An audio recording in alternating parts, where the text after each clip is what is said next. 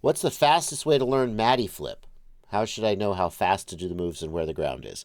Okay, so Mark FPV, I'm not gonna. I'm tempted, very briefly tempted, to pull up a simulator and like show it to you, but I'm not gonna do that. It would take too long. Here's how I teach Matty flips when I teach them, and I say this as someone for whom the Matty flip is not a staple in my repertoire. Okay, but like my theory is that if there's someone who doesn't know how to Matty flip at all, and I'm like a 4 out of 10 on the ability to Matty flip, I can take them from 0 to like a 3.5. And then it's all on you, right? At that point. The way I teach people to Matty flip is first find just like a horizontal bar, some horizontal obstacle that you can pass over and under. It should be relatively high off the ground, okay? So like a carport off the front of a school or a bank, not like, imagine that. Something that is tall enough to drive a car under, if possible. It could be something like a soccer goal, if the soccer goal didn't have a net, okay? Something like that. Fly over it. Do a flip forward. Finish the flip, and then drop, lean back, and go backward underneath it, okay? So what I'm doing here is I'm breaking the move down into its constituent parts.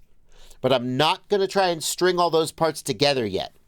I'm just getting you to kind of feel your fingers what the move is.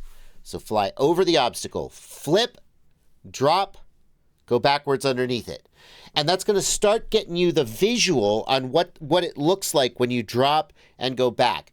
This is easiest to do if you have something to look at. If you're out in a soccer field and you're just looking at the sky and the horizon, then when you drop and go back, you don't have a visual reference.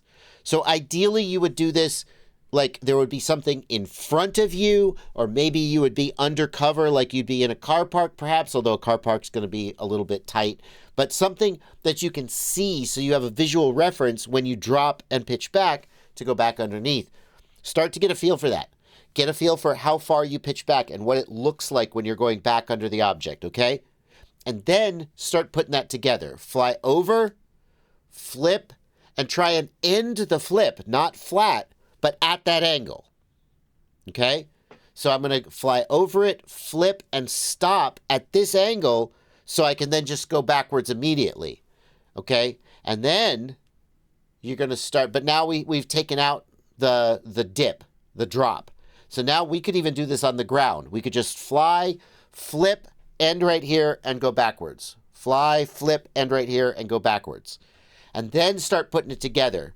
You flip forward, you drop down, you end at that angle, and you go backwards. And that is how I sort of put it together.